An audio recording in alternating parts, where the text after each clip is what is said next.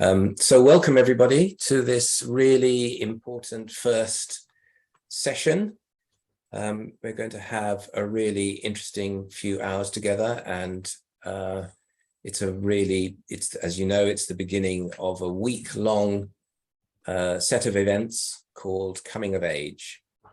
So we're very pleased to have you, very pleased to be here. I'm going to give you some sort of housekeeping first. And then we'll get into the session. The sessions are being recorded and will be available on the Health Creation Alliance YouTube page from about mid-November. There will be a short write-up from the session that will also be made widely available. Please start introducing yourself in the chat box and use the chat box to share thoughts, observations, links, and so on. That would be very helpful. So introduce yourselves to everybody else. This is one of 6 online and 1 in-person event taking place this week that will make up Health Creation Coming of Age. And so if this session goes well and you enjoy this, please join us for other ones. You'll be very welcome. And we think this is going to build more and more towards the end of the week, and will make a big impact, particularly at the end of the week across the system. Don't forget, you can join the Health Creation Alliance for free, and then you can spread and advance health creation with us, and there will be an evaluation at the end of the event.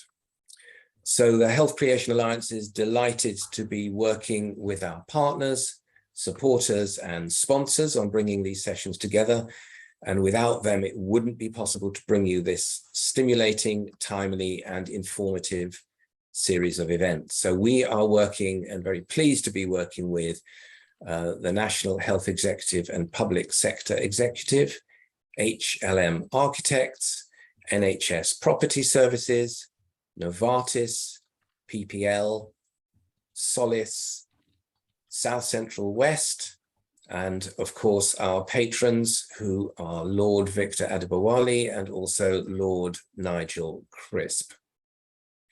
So I hope that sort of sets up the practicalities of this, and I'd just like to introduce the whole session and the whole week. So for the last 7 years, the Health Creation Alliance has led a national movement for health creation to address health inequalities. For the first 4.5 years, things moved slowly in the right direction, but COVID changed everything.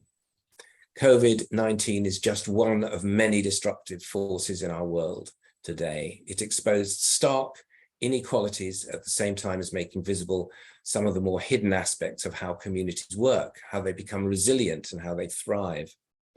It concentrated minds on how inequality leads to poor health outcomes, but also on how health inequalities can be addressed by creating the conditions for communities to become strong through their connections with one another. So the last 2.5 years have been very different. Health creation has experienced what we're calling a coming of age. It's a big change, but there's a lot more maturing still to do. Health creation must become business as usual across all our systems, alongside our efforts to treat illness and prevent ill health. As we move into a new phase where much broader partnerships and collaborations become possible, our collective mission must be to build back together, including with those communities who experience the poorest health outcomes, and increase our efforts to make the necessary changes happen. Maren and I were at the Health Service Journal Summit this week and last week, and the sort of message that we're putting across did really seem to resonate with system leaders. So I think we are in a new phase of health creation now. And what we want to do as well with this series is to develop a call to action for ICSs. We hope that the conversations that we have through this week will build a whole series of calls for action. But what we want to say today is that for all integrated care systems to recognize health creation as equally important in addressing health inequalities as the treatment of illness and the prevention of ill health, and to adopt and embed health creation as a way of working, making it business as usual across the whole system. And as I say, we will identify further calls to action throughout the series itself. So I hope that gives us a sort of introduction to where we're starting from. And this session today really introduces health creation. We're going to be hearing from people, both individuals and communities, who've been doing health creation, learning about health creation. We'll hear a little bit from me about the evidence for the benefits of health creation, and there will be substantial time to be talking with each other in breakout rooms later on. So I thank you very much for joining. I'm glad to see you all here. And let's kick off, please, with Lee, who'll be talking about the impact of what makes the difference to people's health. Hello, everybody. Thank you for joining us on this Monday morning. You may know this already, but I think it's worth reiterating that the biggest difference to health isn't the doctors or the accessing healthcare. That only makes up around 10% of any of the impacts that people do for their health and well-being. Oh, sorry about that. And it always kind of blows my mind a little when I think about that. It reflects a kind of depth of your everyday interactions and what we do, and what the Health Creation Alliance is trying to kind of reinforce with all of the work that we look at and what people are doing around what some people think are the kind of peripheries, but they're actually core. The wider determinants of health, as we see there, make up for up to that 90% of other things that people are doing to affect health and well-being. That includes the kind of income and debt and all of those other things that are going to be increasingly important in the environment that we're in at the moment. And that leads to behaviors and other aspects of what has people feeling well. And if we were to ask communities what makes them feel well, it isn't necessarily going to the doctors. It's definitely access to that, but it's other parts as well. If we could move on to the next slide. So imagine a disadvantaged community whose health and well-being has improved over the last few years. And if you were to ask them what it was that made them feel better, what do you think they would say? Now, that's not for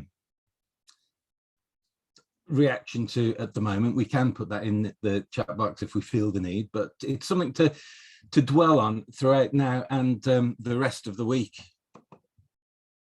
And if we move on to the next slide, this is just a word cloud of people's reaction to some of the work we were doing in Surrey. And look, there's kind of the words that hit out to you are lack, health and community, with mental health, income. All of these things affect how people feel, how their wellness feels, and how the whole community can adapt to the environment and the wellness that they feel. I think that's enough of me whittering on. Thank you very much, Lee. That's a very helpful introduction and reminds us how the NHS sits really in relation to health. Absolutely vital, but certainly not the key thing that makes a difference to people's health. So we're called the Health Creation Alliance, and we talk all the time about health creation. And Merran is now going to help us really get into the details of that. What we mean, it's we see health creation both as a philosophy, but also an analysis and a set of techniques. And I think Merran's going to help us understand and take us through that. Thank you, Brian, and thanks, Lee, for kind of setting this up, really, because what you were really talking about is what isn't making the biggest difference. So healthcare doesn't make the biggest difference, and there are many drivers of health inequalities, and it's quite complex, isn't it? But if we start to turn the lens around and look at what makes as well, rather than looking at what makes, what drives those inequalities and the health inequalities, we can start to see things very differently. And that's what the Health Creation Alliance did 7 years ago when we started on this journey. We used to be a voice of primary care, and we reinvented ourselves into a movement for health creation. So we're a movement, and we also have a method. And what we did was we went to the other end of the telescope, and we said, what does this look like from the communities that are, that have the poorest health outcomes? And we generated what I'm going to show you now from that. So I'm just going to take you through a few slides to kind of build up the story about health creation and the framework and what it is that makes people well. So if we do the next slide, the Health Creation Alliance is certainly the leading and probably the only national cross-sector group made up of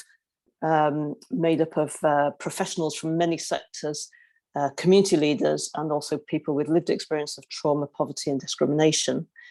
And we're a movement that's working together to address health inequalities through health creation. And our mission is to increase the number of years people live in good health in every community. And our ambition is to ensure that health creation sits alongside treating ill health and the prevention of illness, and that it becomes business as usual across the system. So what is health creation?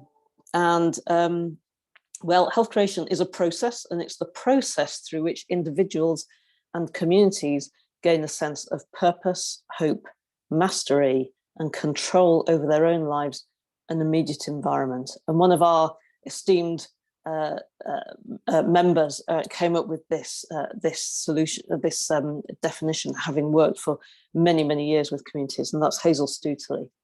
But we think it's absolutely the right thing. And when that happens, when people gain that control over their lives and environment, their health and well-being is enhanced.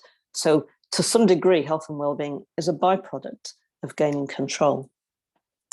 And if you go to the next slide, the process of health creation, we've boiled this down to its very essence. We like simplicity, and we've boiled it down to the 3 C's. So building meaningful and constructive contact or connections between people and within communities increases people's confidence and communities' confidence, and that leads to greater control over their lives and the determinants of their health.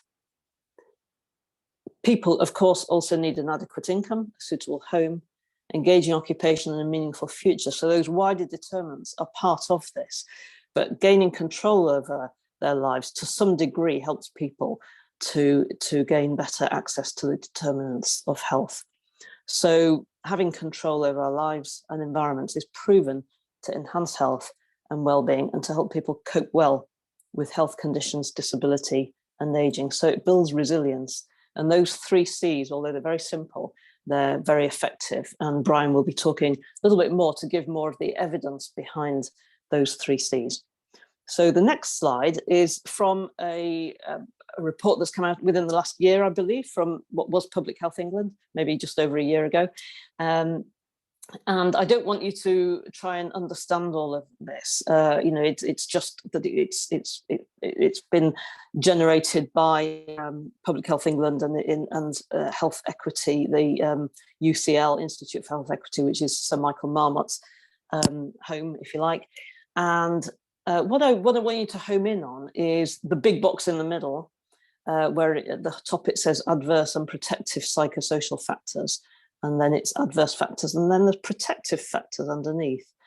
And all those protective factors underneath are all the things that we talk about when we talk about health creation and communities and that community agency. So this is about, the number and quality of relationships between people, social capital, social cohesion, etc. Control and mastery. It's even got the word mastery and control there. So this is, if we can get this right, we can go a long way to sort of pushing out and to reversing some of those inequalities. And that's why we focus so much on the relationships and on the 3 C's and on health creation. So the next slide is a little bit simpler, just to say, of course, communities are good for us. They help us to be healthy. Family, friends, community, and people with stronger networks are healthier and happier. And there's plenty of evidence to show that, again, from Marmot. And this is a slide, an infographic from the Health Foundation. So in addition to the 3 C's, we've got our 6 features of health creating practices. And these were developed through asking people who are living in communities where their health and well-being had improved over a number of years, and the people who worked with them. And we asked them what it was that made the biggest difference. And we did this over a number of months, and we still ask these questions. And we actually added one around a year ago, which is reciprocity. So essentially, these are the 6 features. Listening and responding. When people are listened to and something happens as a result, that really helps to build trust, build esteem. They feel, they have a purpose, but actually it starts to change systems as well if you respond well. Truth telling is so important always around, to be able to tell the truth about the limits of our own abilities in our systems, for example, but actually helping people to get to the point of telling their truth can be a turning point as well. Strength focus, so focusing on what works or what's right or what's strong with people, not what's wrong, not their deficits, but their strengths. And actually, to some degree, what they enjoy doing as well. So this is the strengths of people and communities is so important in health creation. And then self-organizing. This is not about individual self-organizing. We're talking about connecting people who can to then act and take action and do things together. So it's communities with people self-organizing. And that's when that happens, people start to gain control and start to, that's when the confidence really starts to build. I'll go to reciprocity next. The give-get in these relationships is critical. It helps to build trust, just as truth-telling does, just as all these things do. People need to feel that they're getting back if they're giving, and if they're giving, they need to feel, if they're receiving, they need to feel that they're being able to give as well. That's why the Wigan deal is called a deal, because there's that reciprocity built in. And power shifting is critical, and power sharing. And this is about professionals. Communities can create health by themselves and do all the time, and we all go through our journey to become well and effective in the world, and that is a process of health creation with friends and family and others around us.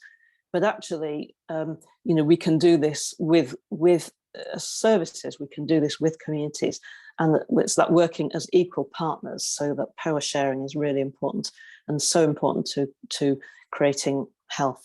So the next slide really just sums all this up. And it's sure, that's a slightly different slide from the one I have, but that's okay. So it really just sums up everything I've said. Professionals can create the conditions for health creation to happen by working as equal partners with local people and focusing on what matters to them and their communities.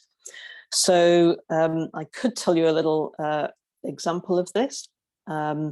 Of an individual that I met through a project, and she had been picked up in hospital by a housing organisation and she said, I ended up in hospital because someone tried to kill me, and she'd been a victim of domestic abuse, and she was also an alcoholic.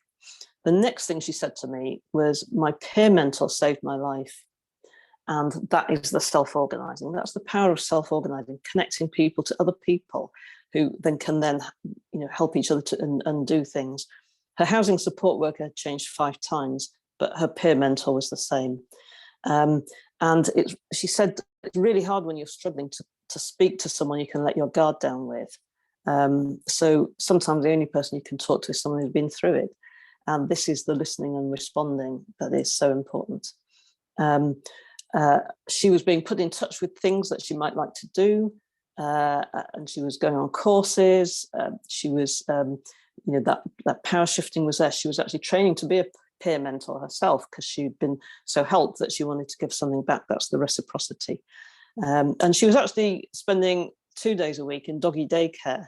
And I think that, connection even with animals can help when human beings have lost trust in each other. But she'd also forgotten about her strengths and needed to be put back in touch with the fact that she was fluent in French and that she had been a national level swimmer as a child. And she said, I'd forgotten these things and I've started to remember what my strengths are and who I am. And, I've just given you a little bit of a vignette, really, a story of an individual. But this is the same for communities as well. It's the same process, and it's the same 3 C's and 6 features of health creating practices. And if we just go to the next slide, this is really to say that we think that these 6 features of health creating practices and the 3 C's are actually active, if you like, active ingredients in a whole range of practices. That's why we call them features of practices. It's what you do. It's not what you do, it's how you do it. The Bananarama principle, Bananarama and Funboy 3, if you remember those. And they're very powerful. So they can help you to make sense of why what you're doing works, perhaps, but they can also help to guide you to do new things and make sure that they're the right things.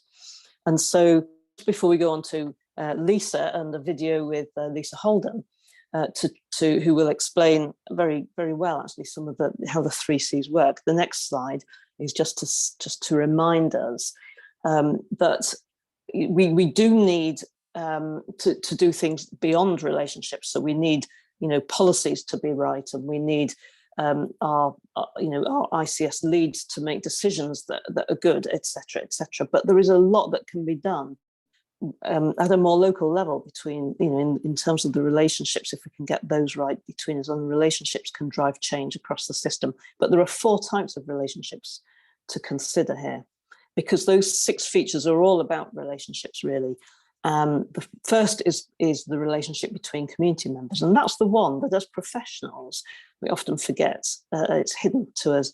But the relationship between community members is very, very powerful, and we need to try and create the conditions for that to happen. Of course, the relationship between the NHS and communities, between other local partners and communities, and between the NHS and other local partners. And these are all important relationships, but let's think about the relationships between community members and not forget the importance of those.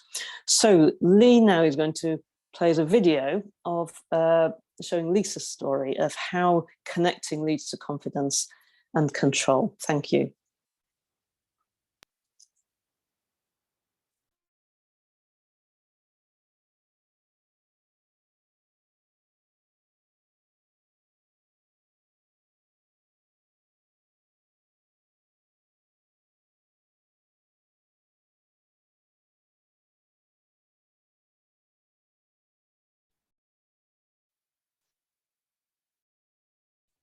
Sorry about that. I'm going to stop sharing and then start again.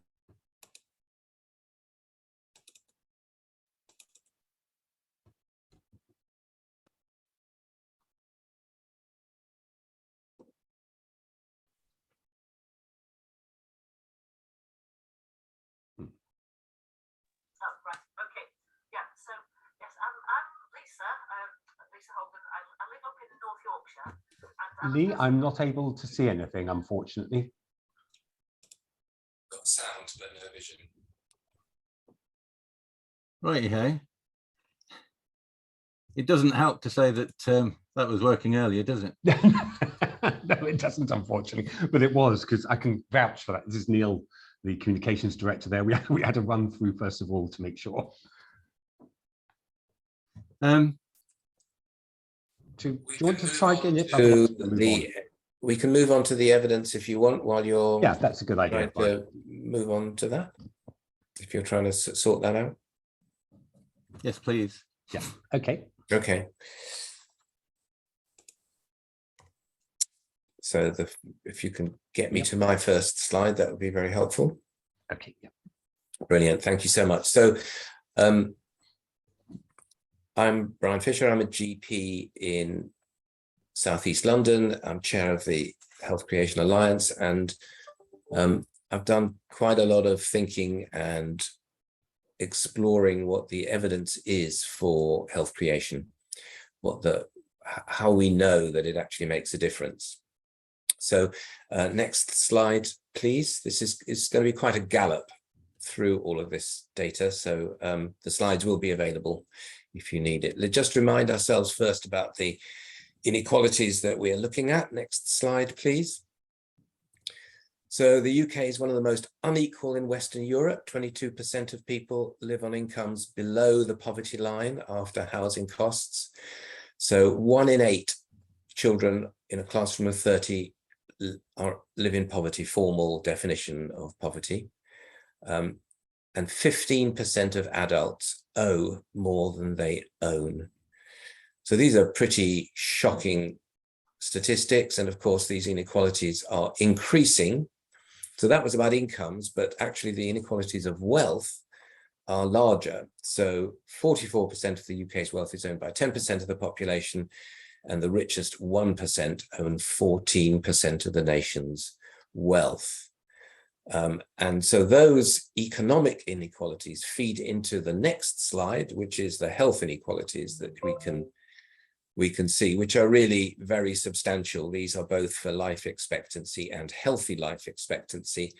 And the differences are really stark, 15 years difference, for instance, and between the greatest and the smallest. So I'm sure you're aware of all of these, but it is just a shocking state of affairs in the 6th richest, maybe 7th or 8th now country in the world. Next slide, please.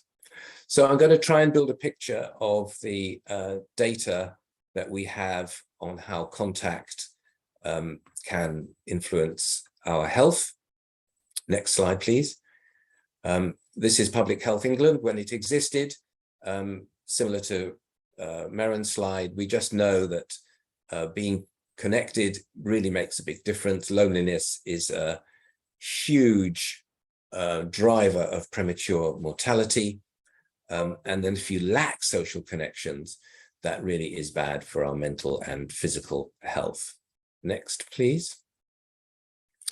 And the sort of theory behind it is that the stronger and deeper social networks that we have enables us to be more resilient. So both to mental, physical, economic adversity. And also because we have links with other people, that enables us to take more control over our own personal lives, but also working with other people in the areas in which we live. It enables us to look after ourselves better, to be stronger when we talk to services. And there is evidence that helps to tackle inequalities. And the approaches that seem to make a difference are called community strengthening approaches. So that's things such as community development have been shown to make a difference to these social networks and to these outcomes. Next, please. Here's an example. This is 6-month survival after heart attack by level of emotional support. So the more emotional support we have, the longer we live after heart attack. It's a very substantial and important outcome. Next. We know that there's a lot of evidence around mortality, lack of human contact in the most severe examples in orphanages in Romania and so on, kills people. People die early without that social contact, and in a more sophisticated sort of way, higher neighborhood social capital is associated with lower neighborhood total mortality, both for white and black people. So there is a direct link between mortality and contact between people. Next, please. And this is a meta-analysis. So this is looking at a number of studies, putting them together. I see this as a very important paper. It's quite old now, but to my knowledge, it hasn't been, if anything, it's been reinforced by further studies, that there's a 50% increased likelihood of survival for people with stronger social relationships. And that is consistent across age, sex, cause of death. And I think it includes compensating for behaviors such as smoking, alcohol, BMI, and physical activity. So what it means is that we live longer if we have better contact between ourselves and others. And so the impact of this kind of approach is actually comparable to stopping smoking. It is a very significant and important part of staying well and being well. Next, please. There's evidence around mental health as well, both for dementia and resilience. Marmot talks about that quite a lot. Next, please. So now if we move on to the next step of the 3 C's, please, next slide. So we also can see that there is less crime and delinquency, that there is better employment and employability. So it's simple kind of practical ideas. If you know lots of people, then you actually know more about what jobs are available. You're more likely to be able to talk to people and make connections to try and get better jobs. And we know that there are quite a few examples, and I'll be talking about more of them soon, where a community development type of approach makes a huge difference to people being able to see that the area is a good place to live, people looking after and trusting each other more, and actually feeling people are much more in control over their communities. So these are all things that go together and which improve our health and maintain our health. Next, please. And this is a summary from Public Health England, that the evidence is that placing communities at the heart of public health reduces health inequalities, engages people who are most at risk of poor health, and empowering people to have a greater say in their lives means resilient, more cohesive communities. Thank you very much. Next slide, please. Let's move on to control, which is the kind of key message, really. So Marmot says that our society needs to enable all children, young people, and adults to maximize their capabilities and have control over their lives. And at the same time, we must create and develop healthy and sustainable places and communities. So this is one of Marmot's key messages. Next, please. And this is a slide by Jenny Poppe. It's actually quite simple to understand. So the arrow at the top on the left shows the different techniques that move closer and closer to community control, and that the closer that gets, the more likely there is to be impact on service outcomes, on social outcomes, and on health outcomes. So she's a very experienced researcher in this field and has looked at many different aspects and examples. And this is her conclusion, that the more control communities have, the more likely there are to be beneficial outcomes. Next, please. And we have lots of examples of this. The Beacon Estate, which was The initiative there was led by Hazel Stuteley, whom Merrin has already mentioned, showed significant improvements in housing, education, health, and crime. The Linkage Plus program showed that it was possible for older people to be involved in redesigning services, and that in turn led to significant improvements in their health and independence. And on a more individual note, Marmot's original study in civil service showed that although higher grade civil servants were actually under more stress, they had much more responsible jobs than those in lower grades. They actually, the people in lower grades had much higher incidence of cardiovascular disease, which was unrelated to their smoking behavior habits. That was controlled for in the study. And the conclusion was that they had more cardiovascular events because they did not feel they had control over their working lives. Next, please. This is Wigan. Merrin has mentioned Wigan. Wigan, as a whole, local authority changed the way they worked towards a much more community-focused approach. And over years, you can see the difference in people's health that has made. So healthy life expectancy, when you compare it to comparator areas with similar social demographics, healthy life expectancy has improved better than those. Deaths from cancer, alcohol-related hospital admissions, smoking prevalence, suicide rate, physically active adults, and there are many other examples in which Wigan has made a significant difference to community health. And one of the main reasons they see for doing that is through their different relationship that they have with individuals and communities. Next, please. Hope you're following this gallop. So I am doing a literature review, which is building on the one we did some years ago. And I've found many different examples across the world, actually many in the States, that show how increasing community power has a direct influence on inequalities and on the social determinants of health. So there are many examples in which community building makes a big difference to housing, youth, crime and safety, economic development.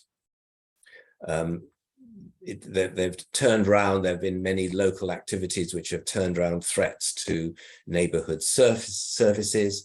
There's a surprising amount of influence on local policies, both economic and otherwise.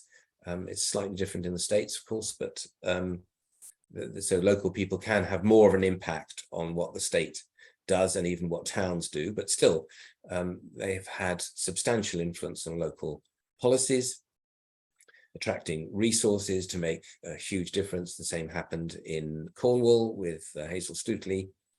There have been a substantial impact on various antisocial challenges that local communities face, and there have been impacts on pollution and other toxicity in local areas. So these kind of movements, the sort of approach that we're talking about with community development, can have, if they're well organized, it takes time. And we'll see in the literature review when it comes out that there are certain features that have to happen. The 6 features are the examples that really make a difference to these kind of initiatives. But what we can safely say is that well-organized communities can make a huge difference to people's health and the social determinants of that health. Next, please. That's the message. That's what we want to get across to people. It's not just about engagement, but it really is about taking control. Not easy for the statutory sector to do. And I'm very pleased to see that there are lots of people in the chat here who are talking about community development as one approach. Next, please. Very briefly, there is some evidence around cost benefit too. There's lots of evidence around savings to the NHS. The Partnerships for Older People's project reduced hospital stays and A&E department attendance.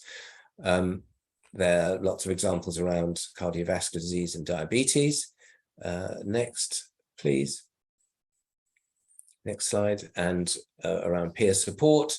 And Nesta did an overall view which suggested that there would be 7% of savings for CCGs, a very significant amounts of money involved here if you looked at this kind of approach across the system as a whole. Next, please.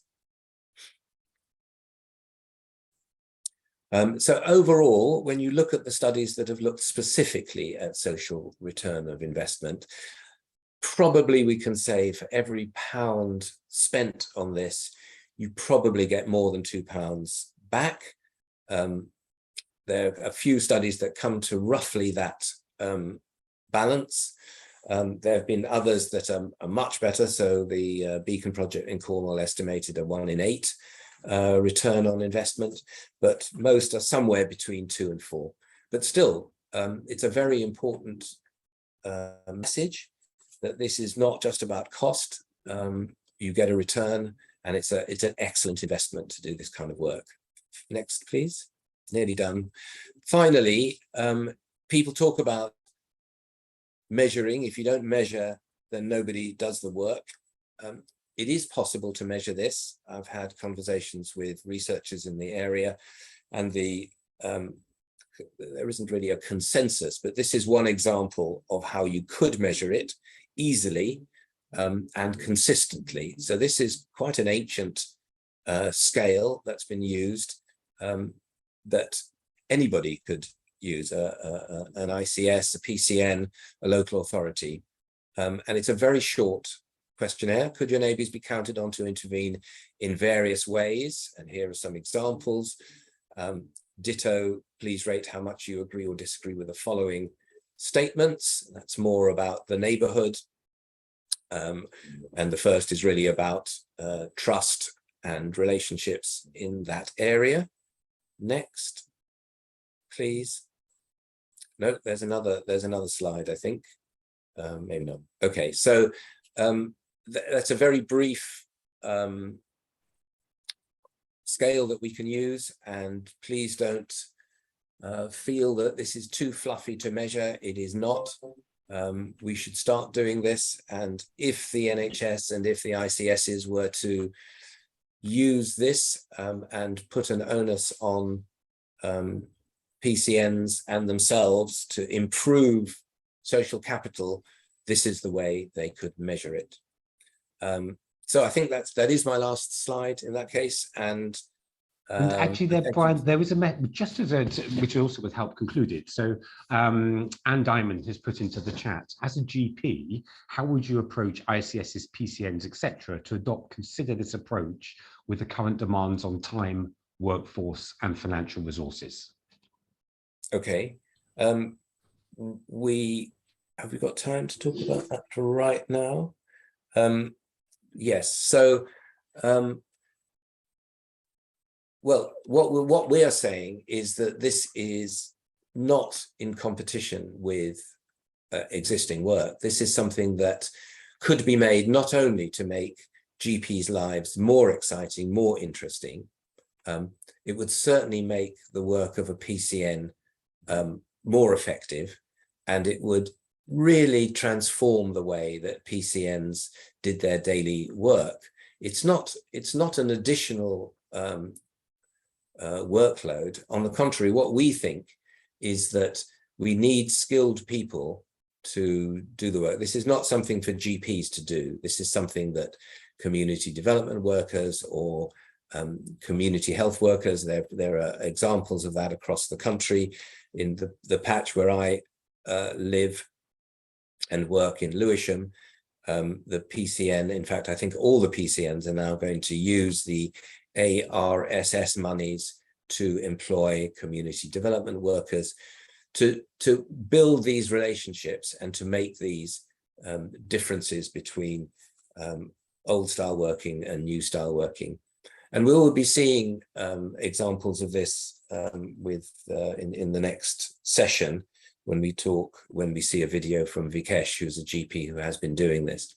So we don't see this as a competition with existing resources. We see this as an enhancement. If people were to invest in community development, you get a return both in terms of hours and interest, and so it's beneficial to everybody.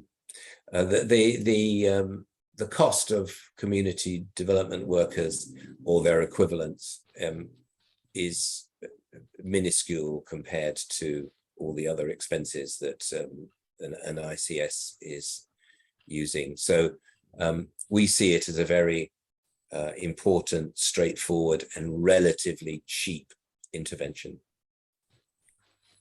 Thank you, Brian. Okay, we're going to now, I think, Brian, if it's okay, we may have sorted out the technical problems. So if we can hand over to Lee, who will see if he'd like to show the video. Good luck. Hope it works. Okay, over to you, Lee.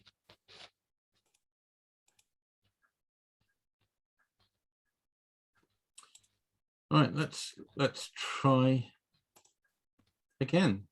Can everybody see that? Yep. Here we go.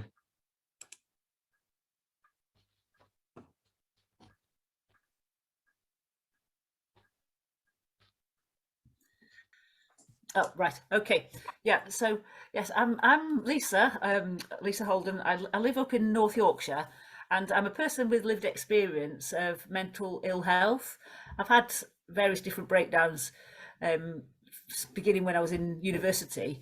But I worked and trained within health and social care for quite a long time, and worked with young people and all sorts of different client groups, and trained as an art therapist. But I think around 2004, I had quite a big stress-related burnout breakdown, which resulted in me being off work definitely for a couple of years, being quite depressed. And I think I spent a good 2 or 3 years after that trying to regain the confidence to return to work. I also met somebody and had a child, which was brilliant, but it meant that after another 4 or 5 years, I was then trying to return to work when she started school.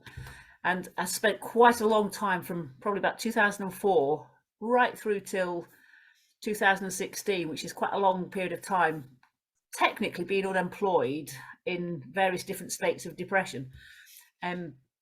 So when I started to try and really seriously return into the world of work, I found that I was actually really quite disconnected, all over the place, quite chaotic, quite, in my words now, unemployable. I don't think I would have even considered employing me, let alone on anything the scale that I'd been working at before. I think it was probably 2016. The times all get a little bit cloudy, but an ex-colleague of mine, I'd gone to visit her for a weekend, and I was probably quite depressed, quite disheartened, feeling really quite disconnected. Even though I had quite a lot of help, if you like, from various different people within the world of universal credit, unemployment, and my housing provider, housing association, have been very helpful. But I'd always felt that they weren't really speaking to me on a level. They were speaking down to me and treating me like I was not quite getting anything. So that an ex-colleague of mine introduced me to the 3 C's of health creation. And when I heard about it, it just it was like a light bulb came on for me of, connecting, building up confidence to get control. So there was a good few weeks where I felt like it just became this whole new mantra. So without sounding a little bit too evangelical, it just was like, all right, the 3 C's, I've got to do this 3 C's thing. It's gonna help me. So I think the ex-colleague of mine who she sort of really suggested that I looked at the website of the Health Creation Alliance, and when I did, it was like something started to connect inside of my brain again, let alone on a wider level. And I realized there was a conference that was coming up. So I went to the conference, and when I got to the conference, I was sat at tables with GPs and various different health and care practitioners, all sorts of different kinds of people. And I think one of the tables I was sat at, I was speaking to a GP lead who spoke to me on a complete level, which really made a massive impact on me. And I think it left me feeling, oh, somebody's talking to me like I'm normal again. And I know that sounds really crude, but it felt like there was some process from that point on, that kind of connection process started to really impact on me in the rest of my life. So what was sort of like probably an ex-colleague friend of mine who was fed up of listening to my depression and depressing stories, as I came back into my life up in North Yorkshire with a whole different mindset, it feels. So the work coaches who were trying to help me return to work, I started looking at it in a different way. So I was actually embracing what they were saying and thinking, oh yes, this is an opportunity, rather than thinking that's pointless, I'm never going to be able to do that. And I think the same with my housing provider, who had a lot of support through work coaches and tenancy support, which at the before I kind of started this change of thinking, I think I'd sort of seen it as all very patronizing, condescending. They just want me to pay my rent. They don't really care about me. So I was very, very negative, to put it bluntly. And when I look now, that process actually helped me start to the process of connecting with people who were helping my life. And I do have a very strong friendship network and family network. So I certainly wasn't out there on my own, but that connecting to those people on a more meaningful level actually started to sort of, it's built up over the last few years. I've sort of slowly built up connections with, and I've got to be quite honest, with the DWP and the housing provider, my food and shelter, as I call it.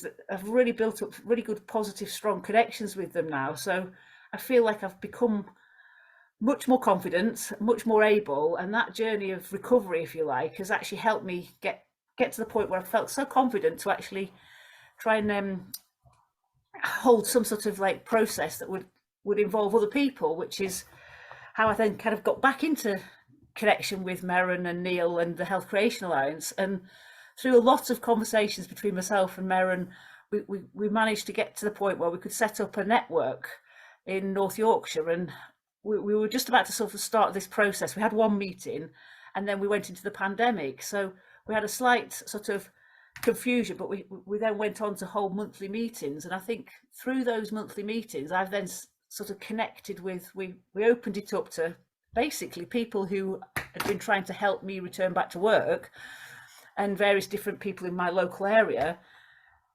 We seem to have built up this network of people who are all interconnecting with each other through just turning up at this monthly meeting.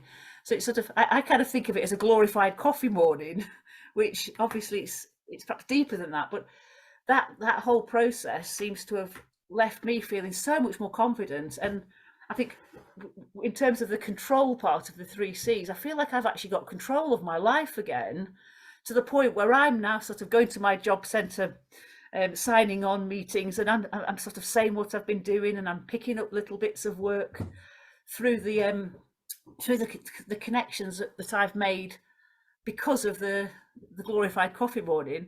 And it's actually led me to get very heavily involved now with the people with lived experience and the service user involvement. And what I would say is, I think somebody mentioned it before, that the traditional patient participation and engagement processes.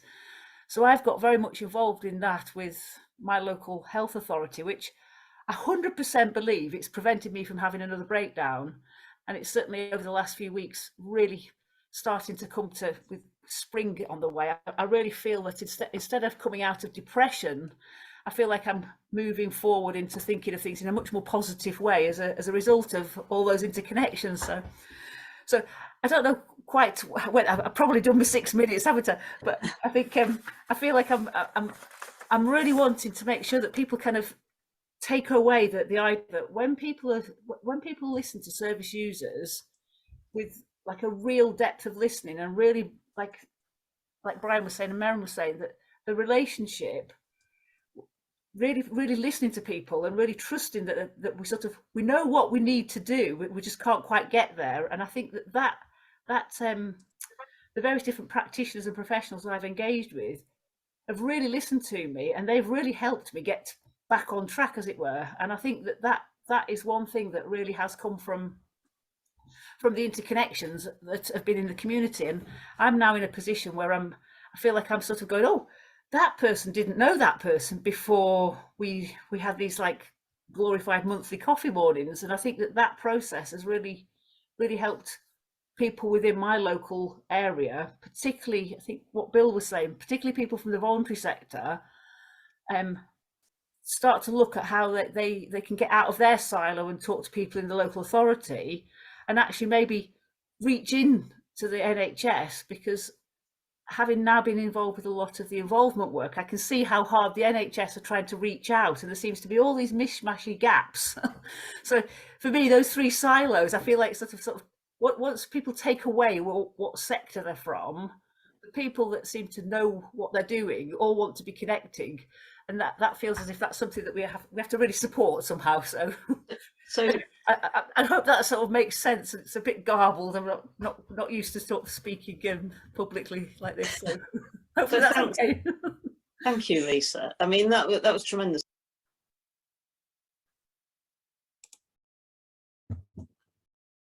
We're back in the room. That's fantastic. I hope people got a good sense of what Lisa was talking about, and thank you, Lee, for getting the tech sorted. That's brilliant. So I'd like us to move on now to, we're going to involve Meren again, and also Dusty Thomas, and there'll be a video from Vikesh Sharma. And we're looking at more examples of helping people and communities to gain control. So Meren. Thank you, Brian. That's great, and I hope you enjoyed that video of Lisa. Whenever we play it, it starts people buzzing. So we haven't got time to do that right now, but to have a chat about it right now. But I'm sure you got that message. If you put the slides up again, Neil, the next section is about helping people and communities to gain control. And I'm going to try and make up a little bit of time myself and allow Dusty a bit more time, and then Vikesh.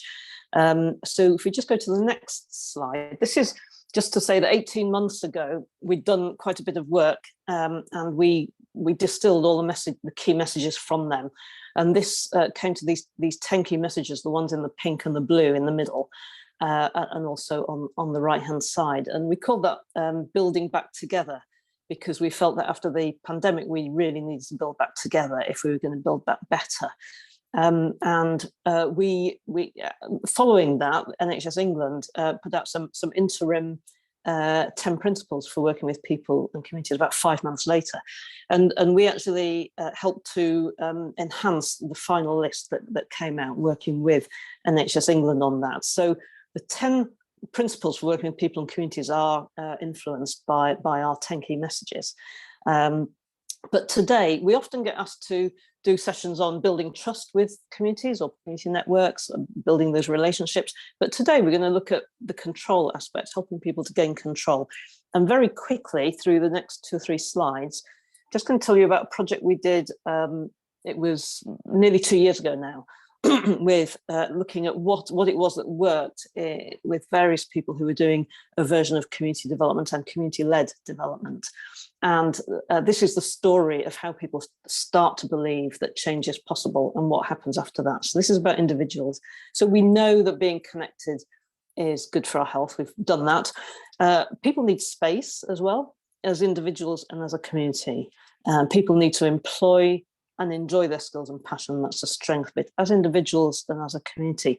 And that enables people over time to take control of lives and environments. And we just go to the next slide and we just dig a little bit deeper, because this project was called Digging Deeper. And we've started encouraging people to dig deeper to find out what's really going on beneath these. So as well as being connected to other people, we need to be connected to ourselves and our passions, and that's really important. But when it comes to space, this is, if you like, another framework.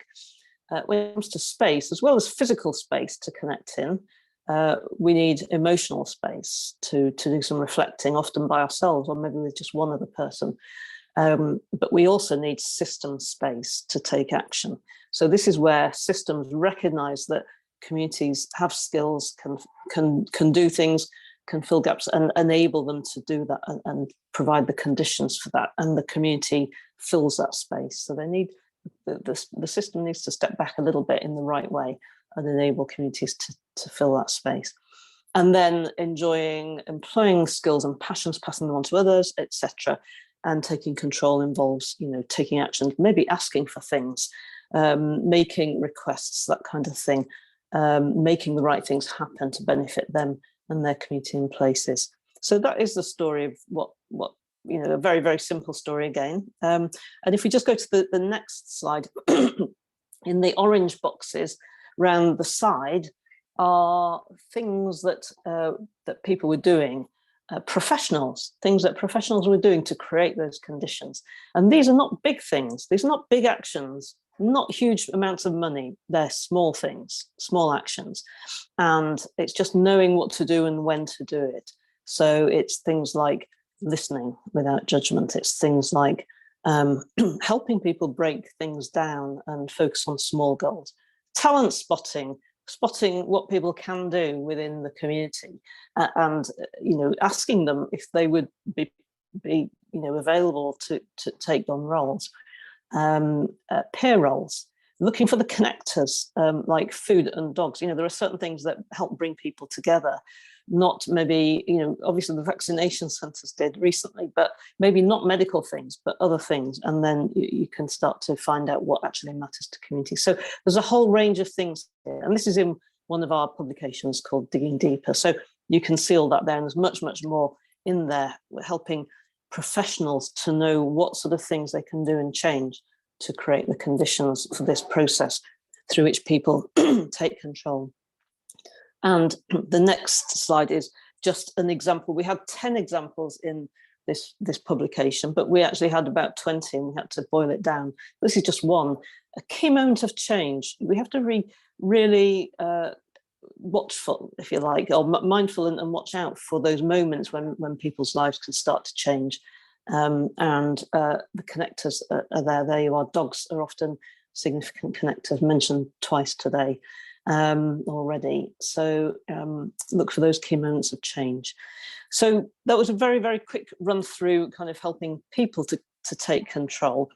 But I'm really looking forward to hearing more from Dusty Thomas, who's a facilitator for the Morecambe Bay Poverty Truth Commission. And he's going to talk to us about how communities can take control. And thank you, Dusty. That's looking forward to hearing from you. Thank you, Mary. Yeah, I can't see my slide at the moment, though. I was just going to use one slide to talk to. Thank you. Now, the first Poverty Commission in the UK was set up in Glasgow in 2008, and it works on the principle of nothing about us without us is for us. And for those of you with a long memory, you will notice that that's the same catchline as was used by the anti-apartheid movement. The Glasgow Commission ran a couple of rounds and then spread to become the Scottish Poverty Truth Commission, which now actually has direct access to the Scottish Government. After that, Leeds popped up, and then I think we were about the fourth or fifth. But there are now over 19 different Poverty Truth Commissions around the country. The way a Poverty Truth Commission works is by, first of all, recruiting people with lived experience of poverty, people from high deprivation areas, people facing multiple disadvantage, and spending time with them and giving them the confidence to be able to speak to what we class as sewer commissioners, who are people with influence and decision makers from around the area. For example, some of our civic commissioners in the first round. We had our local director of public health, several doctors. We also had people representing our local council and other people from the community. Now, the idea, you have a public launch where people tell their own stories. We had 150 people at our public launch, and I don't think there was a dry eye in the house once our community commissioners had finished telling their stories. And then there's 4 stages to a Poverty Truth Commission. They are engage, explore, experiment, and embed. But by far the most important one is the engage stage, where we talk to everybody about deep listening and getting to know other people's points of view. But what we also actively encourage is that people go outside of the commission and meet up with each other and don't talk about problems, but talk about each other's lives and find common ground. Everything is built on building relationships, because that makes out all the other stages that you then go through a lot easier to manage and to manage people's expectations. So once you go into the explore stage, we then split up into some working groups. Our 3 working groups were community and families. We had a welfare and benefits group, and we also had a health and mental health group. So during the explore stage, you start discussing about things that we know a lot of people are stuck to rigid rules, but it's about exploring what can be changed and what will benefit, rather than individuals' stories, the most people who are living in poverty. I mean, for example, in Morecambe, you could take a 2.5 mile walk up the Morecambe front, and the life expectancy differs by 15 years. So I know we talked about life expectancy before, but this is within a very limited area that there's a life expectancy difference, 15 years. So during the explore stage, we try and find things that it is possible to change and will benefit people. And then we go into the experiment stage, which is about trying some of these ideas out and seeing how they work. And, you know, if they make good practice for both parties, and people see money saving costs in it from, you know, the council or the NHS, then people will then embed these things so that they become common practice and a part of what goes on in the future. And we are now into our second round of it, but as a result of my participation in the first round, I now sit on Bay ICC and Lancaster ICC, so I'm delighted to see Sarah Baines on this call, who I call a friend these days, because we've built a relationship over time. But also I sit on the Lancaster District Health and Wellbeing Partnership Board. I was facilitating a table at ICC PCN event last week. So it does give people the opportunity with lived experience of poverty and other disadvantages. I mean, part of my background is I've been street homeless. I was an alcoholic for over 20 years. I still struggle with poverty. I have to survive on disability benefits. So, as I say, it's all about building those conversations and discovering what can be best for people. One of the things that came out of our health and mental health group was a new job role that was titled patient rep to start off with, but we changed it a citizens rep. What that person actually does, and is overloaded with work, to be honest, we could do with 2 or 3 of them, is accompany people through their myriad of health appointments, but also with the DWP, with anything else they need to attend. And so generating that well-being. Now we're into our second round because the first round was so successful on a lot of different things. I mean, we managed to get United Utilities to change their principles of things, and they now have 36 people on the phone who are working on the prevention of debt rather than helping when you actually fall into debt. We've been part of what started off as our Health Inequalities Commission in the local area that's been done by Marmot again, but we, for some reason, we changed the name to Health Equities, and I can see the principle behind that. But you know, that report is due out if it isn't already out now. But through community commissioners' involvement, they've got into positions now where they are constantly advising and constantly getting policy changes made in the local area, whether that be via NHS, via the City Council, or via the police department. We work with Fire Brigade. One of my other roles now is I sit on the Community Safety Partnership, which is a Lancashire-wide thing.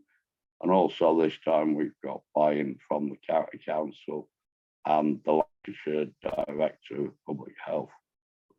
So it's a perfect way for communities, people with lived experience, service users, whatever you want to call them, to have a say in what goes on in the local area. And through Bay ICC and Lancaster IC, we've got a lot more community groups involved in that. You know, we have a lot of high deprivation areas in Lancaster and Morecambe. So it's people that are working there on the ground, and via those groups, we can now get people from the NHS going directly into the community groups and doing things like our Breathe Easy campaign that we're running at the moment, and various other services. So we're tackling the health inequalities right in the community basis. I think that'll cover everything, unless anybody has any questions.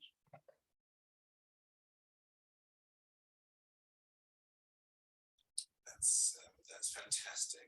You're really doing enormous, huge job, and it's actually making a very significant impact on people's lives. That's very impressive indeed, and I think it's a great example of how structural change can be achieved locally.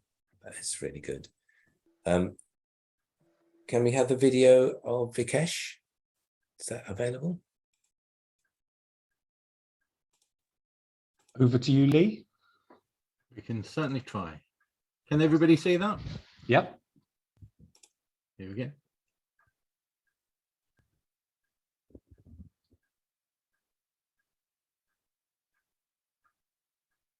Hi everyone. Yeah, I'm Vikesh. Nice to meet you all. Thank you for having me here today.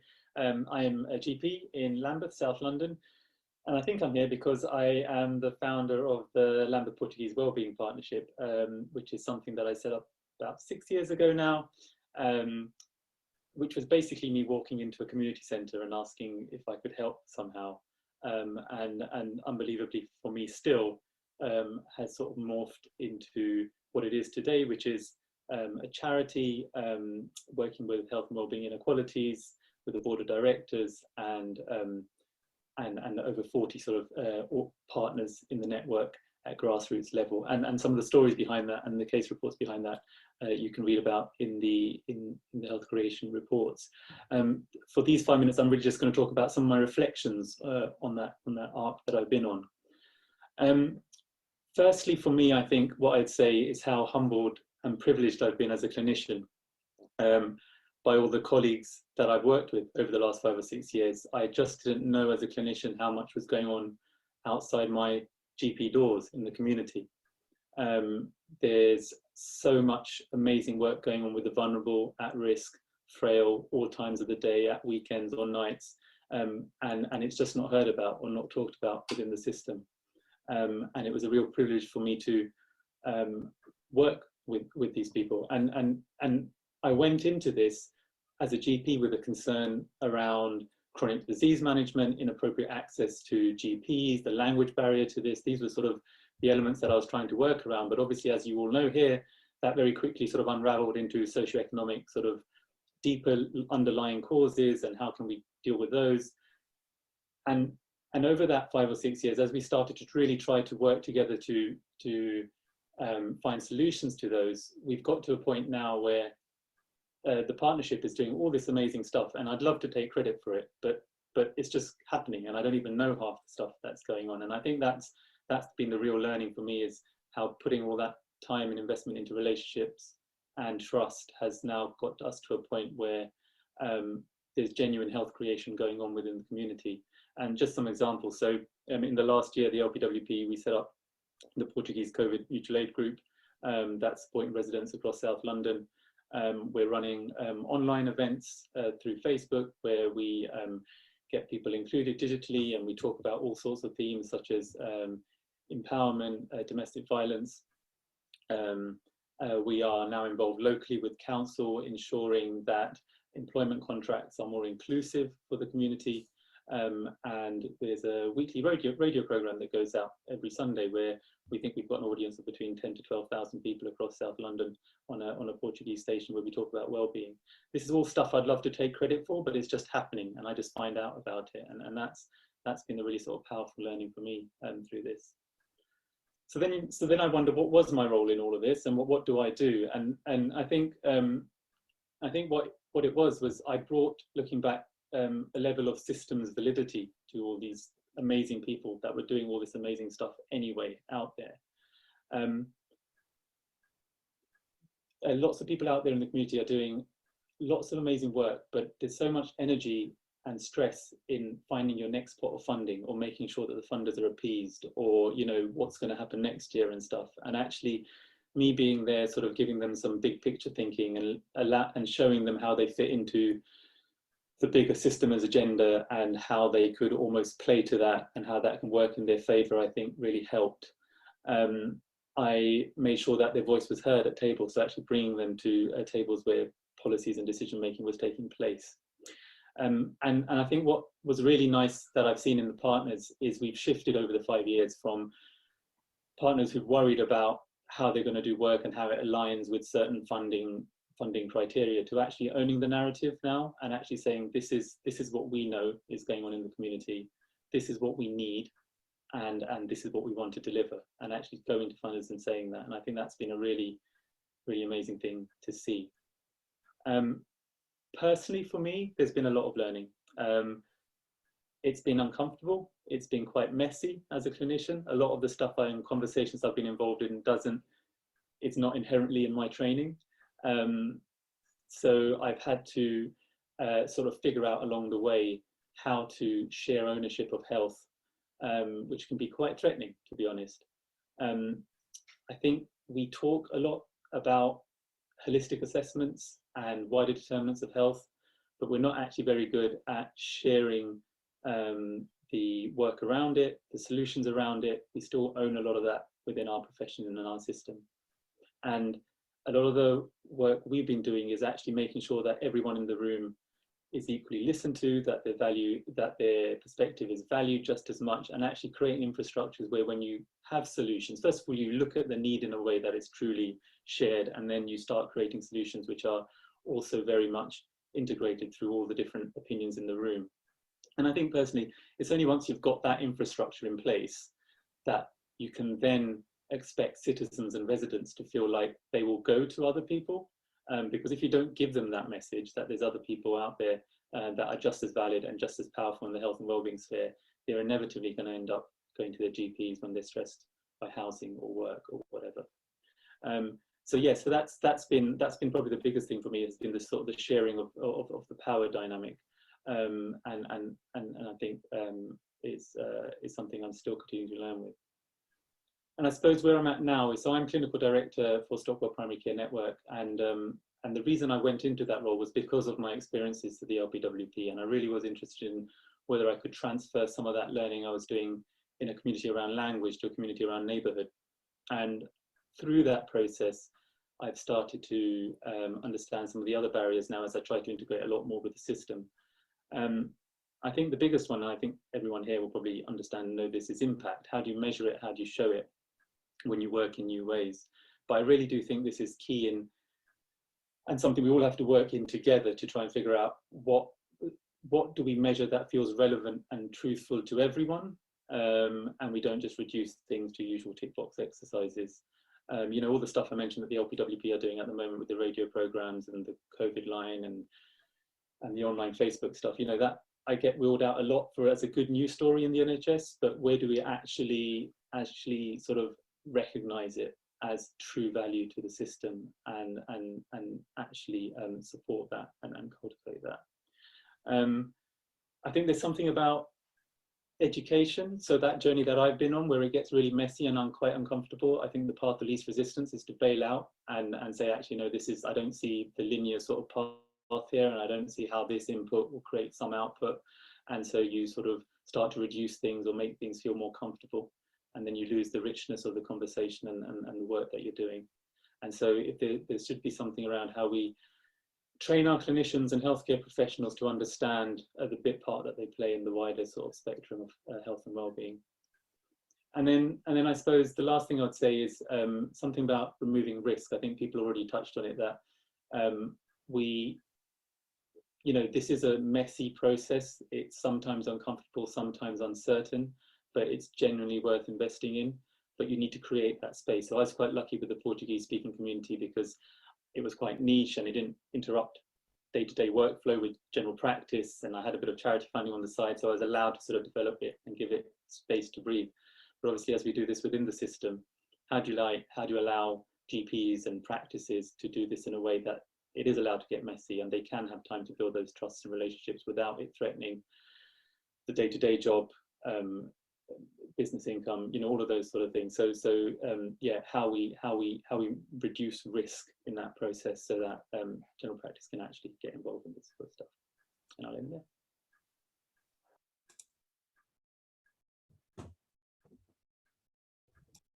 Just to remind people that the videos are quite, I mean, Vikesh isn't actually here or communicating with us. These are videos from the past, but it is very inspiring, isn't it, that what he's done is to facilitate. So the GP again hasn't actually been doing all the work themselves.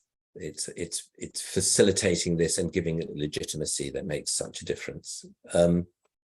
So I want us to move as quickly as possible to the breakout so that people actually have a chance to talk face to face. But Merrin, you want a couple of minutes just to set the scene? Sure, thank you. Neil, would you mind just putting the slides up again? And we'll just move on through a couple of them. Yeah, so we won't do that one. We just carry on. So just a couple of minutes on health creation and systems transformation, because we think that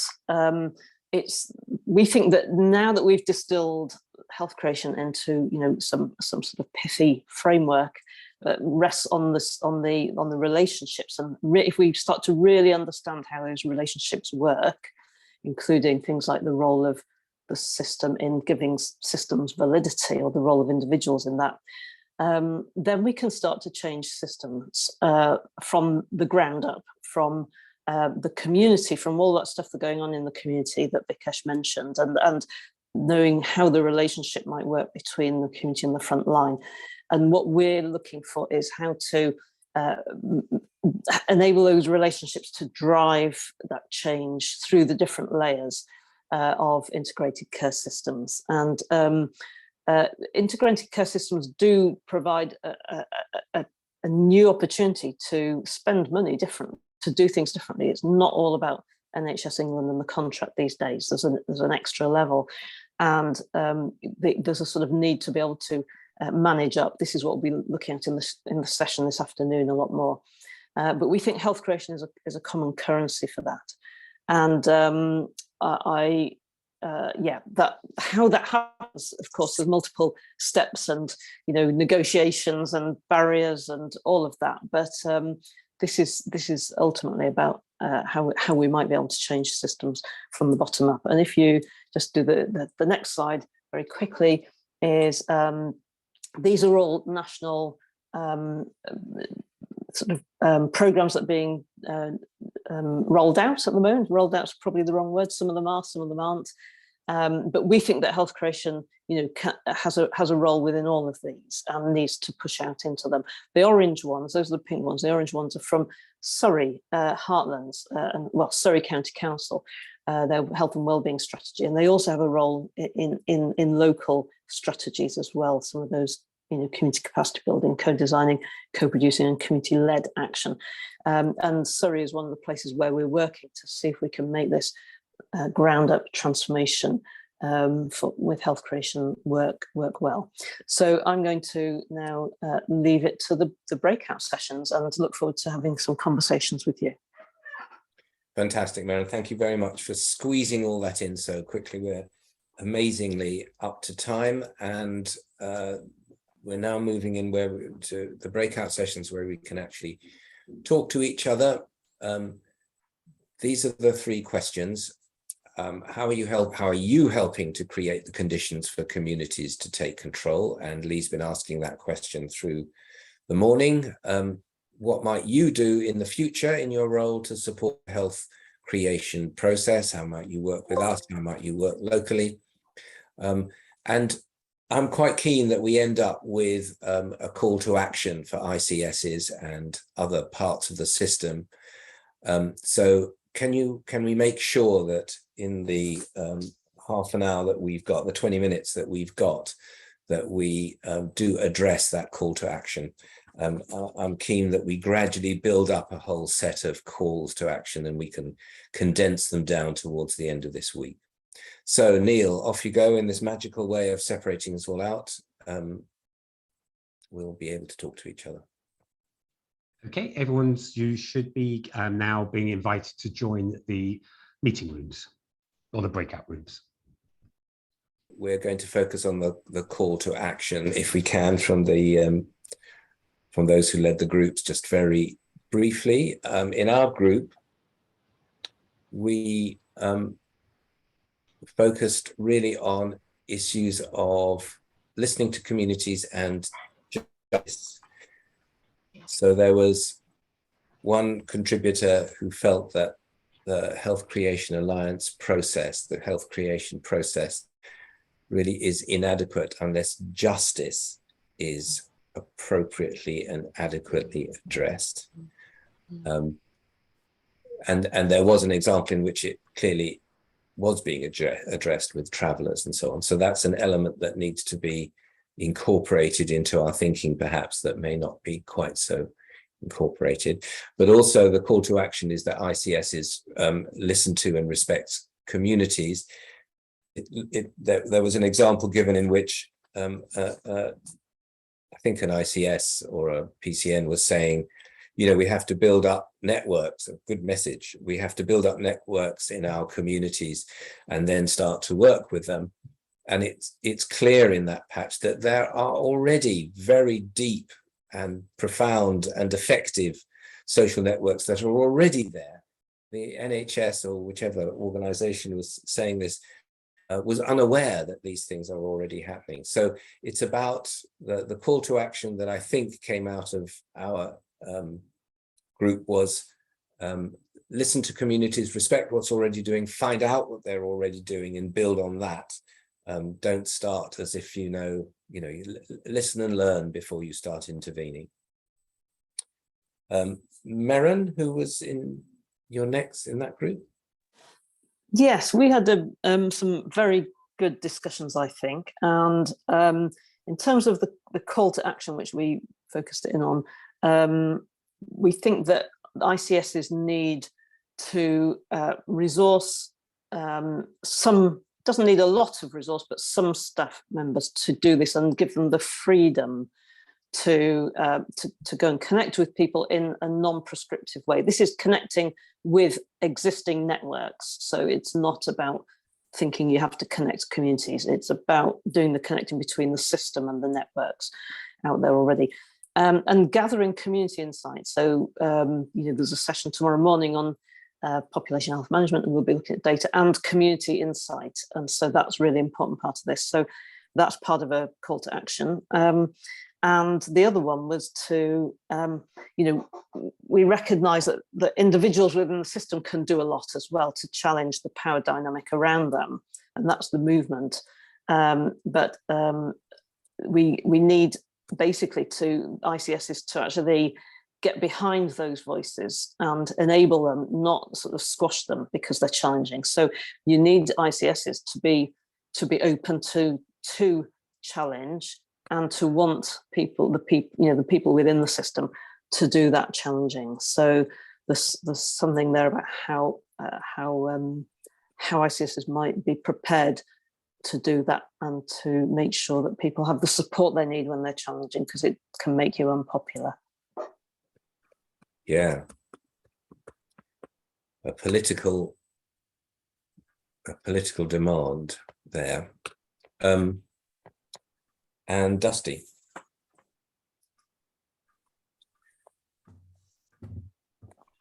Were you running one of the groups, yeah? Yeah, I was, but I think Lee was actually running it as far as I knew. Oh, Okay, Lee? yeah, well, it was a very good group. It ran itself more than anything. And Self-organising, excellent. Yeah, it was very good. And the calls to action do echo what has already been said somewhat. There was creating the time and the space for this sort of work and understanding that. I think people are pressured both in jobs and in life to look at that, and the ICSs are perfectly placed in their position to run this. So maybe making them realise how well placed they are and what resource they are. Working with networks that are already there, be that with the voluntary sector and the networks that people already know and work across, making them aware as well of the work that's going on, the fantastic work that's going on, because sometimes that can get overlooked, however connected you think you are. But also there's pushing that cost saving, the cost benefits and the cost savings that can be had out of health creation. And finally, making the performance objectives, get health creation built into performance objectives, so that it does become part of the everyday. Because I'm an NHS nerd and I've been in and out of the system for 100 years, I'm quite interested in the idea of the performance objectives. So if there are actually ideas about what those could look like from that group or elsewhere, or maybe they already exist somewhere, it links into what I was trying to say in terms of measuring social capital. So if there are ideas about performance objectives, that would be great. It's exactly how the NHS and possibly local authorities work. So it would be good to have some thoughts on that. Was Chris working with one of the other groups? I was, Brian. Yeah, thanks, Chris. There's really you've given all the good answers in your go, but there was a lot of synergy in our group at what's already been said, really. So there was some talk about, whatever we call this, whether it's A, B, C, D, or the 3 Cs, or whatever we call it, we need the NHS to be fertile for the message. So they need to be prepared to listen. I say I work for the NHS, but you know what I mean. We need more people to be ready for this message. So there's something about priming it and framing it in the right way. Also, there was a bit of an acceptance that this might be an uncomfortable process. The GP that we heard on the video earlier talked about it being uncomfortable, and when you're going into, you know, communities that face challenges, you have to deal with reality, and that can be uncomfortable. So is there perhaps a need to support people within the system in terms of their resilience to do that, and their expertise to do that? And maybe that's a role for the Health Creation Alliance. I'm sure it is, actually. And then we also had a little bit of a talk about there are already people and champions and roles within the system. We didn't get to talk enough, but Carlos from Manchester touched on the role he plays and how he's championing this stuff. And I feel the same about my role in Cheshire, Merseyside. But quite often we're isolated, we're not recognised. And I don't mean, you know, professionally or monetarily recognised. I just mean no one even knows what we're doing sometimes. So we need to find a way of highlighting people and places that are doing it right already. And again, I think that's a role for the Health Creation Alliance. And then there was also a final bit of talk about, really, there is a lot of fatigue in the system. You know, we've all been through a lot. I don't really need to talk about the last couple of years, but people are keen to do this. But we need to make sure we're not reinventing the wheel. So are there already mapping exercises in different parts of the system that tell us what's out there? And so we want to know what's out there. We want to know what's in neighbourhoods, but what's sort of the best, most efficient way of doing that with a system that's already got low resilience?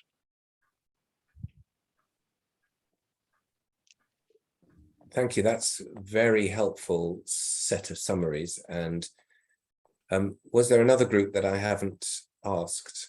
Or have we been through all of them? You've been through them all, Brian. Great, thank you. So as you say, they are people were saying very similar things, which is interesting and exciting. And it does mean that I think it helps us as the Health Creation Alliance to kind of focus what we should be doing after this coming of age week. And if we can work with all of you to make our message as effective as possible, that would be great. So I thank everybody for their contributions today. Please, I think Neil has put in the chat the other sessions, how you can apply to join the other sessions. They are free and they will be very interesting. The more of us that turn up, the more interesting they will be. They are on particular themes and are involved with organizations, groups that we've worked with over the past year or so. So you're very, very welcome to join those and contribute and learn with us about how we move forward. And really, I think what we're after is using these weeks and your influence and your ideas to really shift the system towards health creation. As I say, the HSJ was very positive about all of this as well. And I look forward to working with you all over the next week and over the next few months. Any other comments or things that people desperate to say before we wrap up? I just think one more thank you to all our sponsors for these events, because thank you very much. Without them we couldn't do this, and they're more than just sponsors, they're partners. They've been helping us to create the content as well. So thanks to all those people we mentioned at the beginning. I don't want to list them in case I miss one out. I haven't got them in front of me, but I have got them in front of me, so I will in Good, the you next will, 30 yes. seconds. Thank So you. thank you very much, Mary.